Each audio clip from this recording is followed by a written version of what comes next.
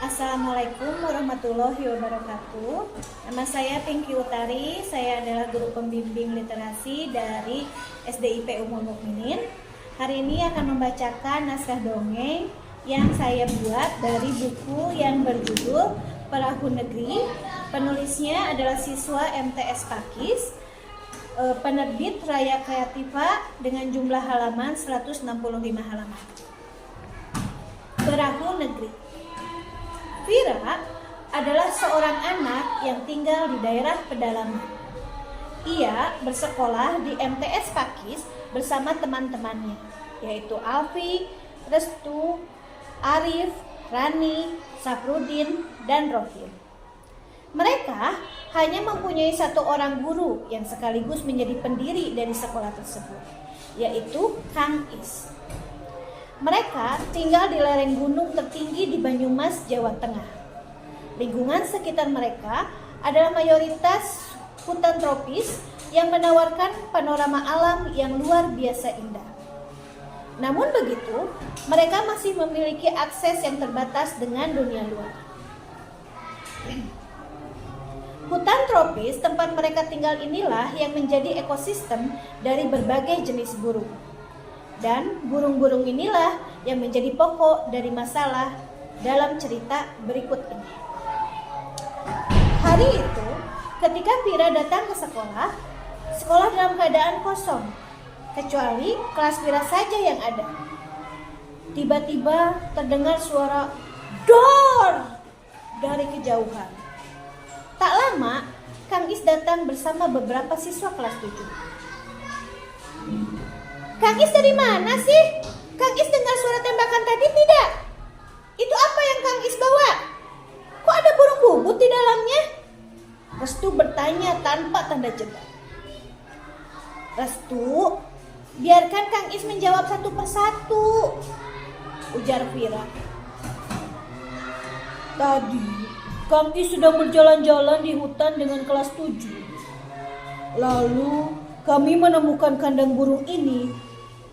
Kami berkeliling hutan mencari pemburu liar, tapi tidak ketemu.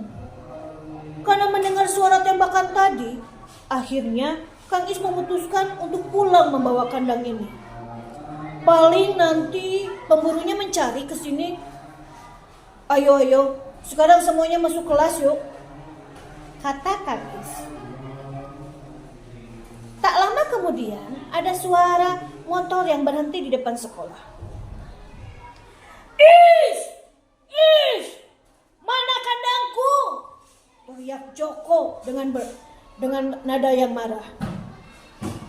Oh, ternyata itu milikmu. Kenapa kau masih saja berburu-buru sih, Jok? Kata Kang Is. Burung itu adalah mata pencaharianku. Sudah, jangan banyak omong. Mana kandangku? Rani, tolong bawakan kandangnya. Kang Is, kandangnya kosong. Burungnya hilang. Apa maksudmu? Joko berteriak dengan marah sambil mendekat ke Rani. Sudahlah, Jok. Sudah baik aku simpankan kandangnya. Sudah, jangan cari ribut di sini. Lalu Joko pergi dengan marah.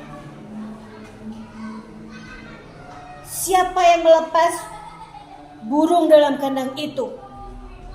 Kang Is bertanya pada murid-muridnya. Semua terdiam dan tidak ada yang menjawab. Tapi mata mereka yang saling bertatapan penuh arti sudah menjawab pertanyaan Kang Is tadi. Kita itu harus bersabar dan pelan-pelan dalam menghadapi para pemburu itu. Tidak bisa dengan kekerasan dan tidak bisa dengan cara yang frontal, jelas Kang Is pada murid-muridnya. Lalu apa yang harus kami lakukan, Kang? Mereka seenaknya menangkap dan memburu burung-burung itu. Padahal burung-burung itu banyak yang termasuk burung langka dan hampir punah. Kita mulai dari mendata mana saja sawah yang masih menggunakan jaring burung. Nanti kalian catat namanya. Biar nanti Kang Is datangi mereka satu persatu. Baik, Kang, jawab murid-murid dengan serempak. Keesokan harinya, Saprodin, Alif, dan Rohim berjalan di pematang sawah. Mereka melihat jaring dibentangkan di atas sawah. Mereka lalu menghitung. Ternyata ada 6 burung yang terjerat di jaring tersebut. Ini gak apa-apa, kita lepaskan burung-burung ini, Lip.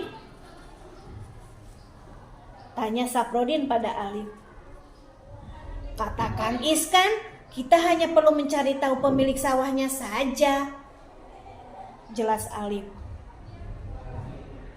Tapi kalau tidak kita lepaskan, mereka akan mati hari ini juga, ujar Rohim. Tiba-tiba, hei, apa yang kalian lakukan? Bapak pemilik sawah ini. Maaf Pak, kami diperintahkan Kang Is untuk mendata petani yang masih menggunakan jaring, Pak. Memangnya kenapa kalau pakai jaring? Pakai jaring itu membunuh burung, Pak. Padahal burung-burung itu sebetulnya berguna bagi ekosistem di hutan ini. Terus kalau tidak pakai jaring, pakai apa mengusir burung-burung itu? Tanya sang petani. Menurut Kang Is, sebaiknya memakai alat pengusir burung tradisional, Pak. Sambungkan bambu dengan plastik, tali, dan benda berwarna metalik. Lalu pasang di sekeliling sawah. Hal itu tidak menyakiti burung, tapi hanya menakuti saja. Tapi sebaiknya Bapak menemui Kang Is saja supaya semuanya lebih jelas. Maksudmu Kang Is pemilik MTS Pakis itu kan? Iya Pak, Bapak kenal? Iya, anak saya dulu sekolah di sana. Berkat Kang Is sekarang anak saya bisa sukses di kota. Baik. Tolong sampaikan sama Kang Is, saya akan mengganti jaringnya ya. Nanti saya main ke rumah Kang Is. Wah, terima kasih ya Pak. Hari berganti hari dan kejadian terus berganti. Pada suatu hari, Kang Is datang ke sekolah dengan membawa seseorang yang lain. Anak-anak, kenalkan, ini Mas Wawan. Beliau ini adalah fotografer profesional dari ibu kota. Beliau datang ke sini karena tertarik untuk memotret keindahan alam di sekolah kita dan keanekaragaman jenis burungnya. Vira, Restu, dan Rani, Kang Is tugaskan kalian untuk menemani Mas Wawan selama di sini ya. Antar beliau menjelajah keindahan hutan ini. Baik Kang, jawab anak-anak itu serempak. Mereka pun pergi ke dalam hutan. Di dalam hutan, saat Mas Wawan sedang asik memotret burung yang ditunjukkan oleh Restu, Rani, dan Vira, tiba-tiba Vira merasakan kehadiran seseorang di belakangnya. Saat ia membalikkan badan, ada sosok besar yang tersenyum dengan seringai yang aneh di wajahnya. Tiba-tiba saja Vira merasakan tubuhnya terangkat dan diseret pergi. Mulutnya ditutup sehingga ia tidak bisa berteriak. Lama sesudah itu, Mas Wawan, Rani, dan Restu baru menyadari kehilangan sosok Vira. Mereka lapor pada Kang Is, lalu mereka berpencar mencari ke dalam hutan. Saat mereka sedang mencari Vira, tiba-tiba terdengar suara "Dor!" Suara apa itu? Tembakan! Ayo kita cari asal suara itu, ujar Mas Wawan. Semua bergegas lari ke arah suara itu, sambil berteriak-teriak memanggil nama Vira. Vira! Vira! Lalu di dekat danau, ketika mereka mendekat, tampaklah dua sosok laki-laki sedang bergelut di tanah. badannya penuh lumpur. Di pinggirnya, Vira terduduk dengan wajah yang syok. Kang Is dan Kang Mas Wawan bergegas maju melerai kedua orang itu. Saat dilerai, barulah tampak bahwa orang itu adalah Joko dan Goro. Restu langsung menghampiri Goro dan menyodorkan permen min yang selalu dibawanya. Goro yang awalnya masih emosi langsung terdiam ketika diberi permen min. "Kenapa kalian berkelahi? Apa yang kalian lakukan pada Vira?" ujar Mas Wawan. "Saya sudah berusaha mencegah Goro melakukan hal yang tidak baik pada Vira." "Goro itu bisa dibilang anak berkebutuhan khusus, Mas. Dia tidak bisa mengelola emosinya. Lagian, kenapa kamu ajak Goro ke hutan untuk berburu sih, Jok?" tanya Kang Is dengan nada yang marah pada Joko. "Saya tidak mengajaknya, tapi dia mengikuti saya. Saya tidak melihat Vira. Yang saya tahu, tiba-tiba saya lihat Goro sedang menyeret Vira. Makanya saya berusaha menghentikannya dengan menembakkan senapan saya." "Kamu itu pemburu burung, penghancur ekosistem." Mas Wawan berjalan sambil mendekati Joko dengan gaya yang jagoan. Joko yang biasanya bertingkah jagoan seketika ciut ketika melihat perawakan Mas Wawan yang tinggi besar juga terlihat sangat berpendidikan.